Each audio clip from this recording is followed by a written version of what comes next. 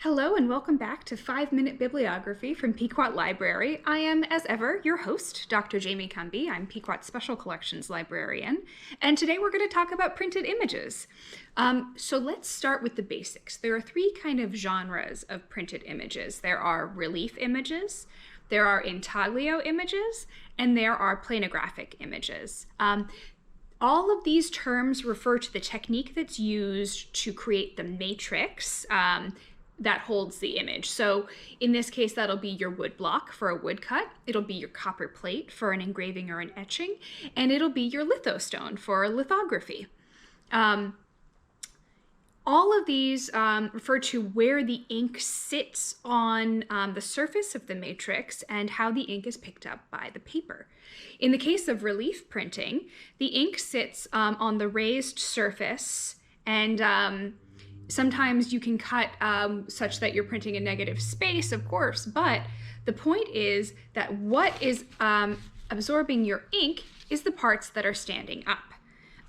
In the case of intaglio printing, you're using actually similar tools. I've got an image here.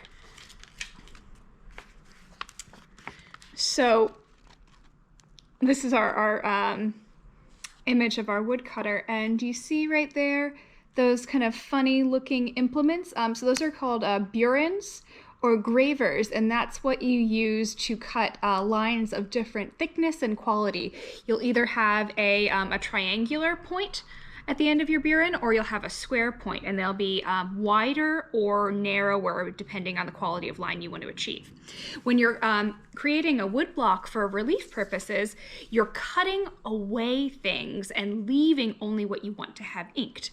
When you're making an intaglio print, the ink is actually sitting inside of the lines you cut. So that creates a very different look.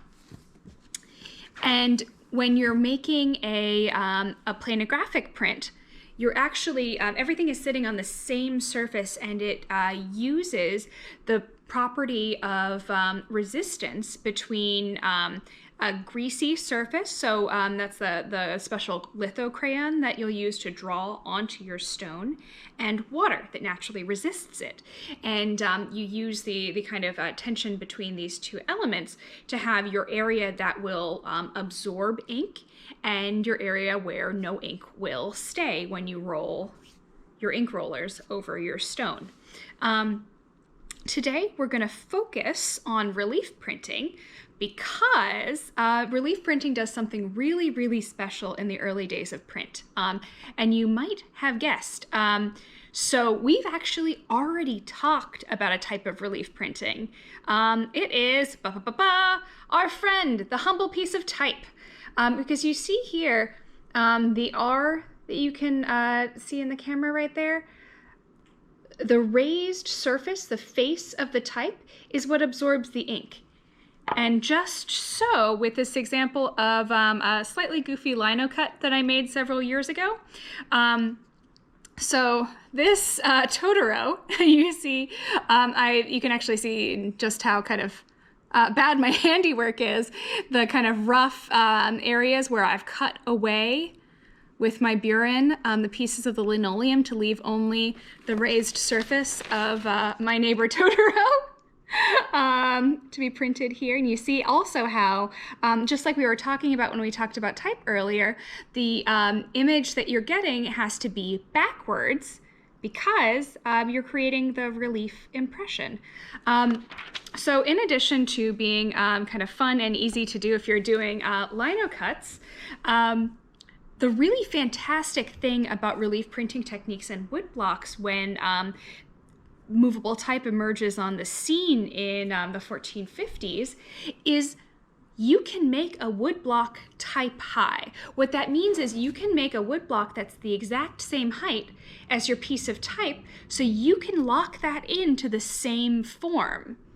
Now, if you're following me, that means you can do pretty radical things, especially when it comes to things like scientific books or mathematical books. So I've got an example here.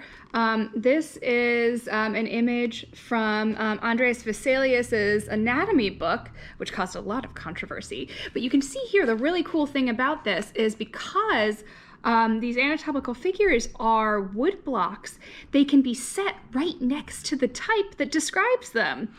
And before, that wouldn't have been a remote possibility because you couldn't have that standardization of reproduction of image and text.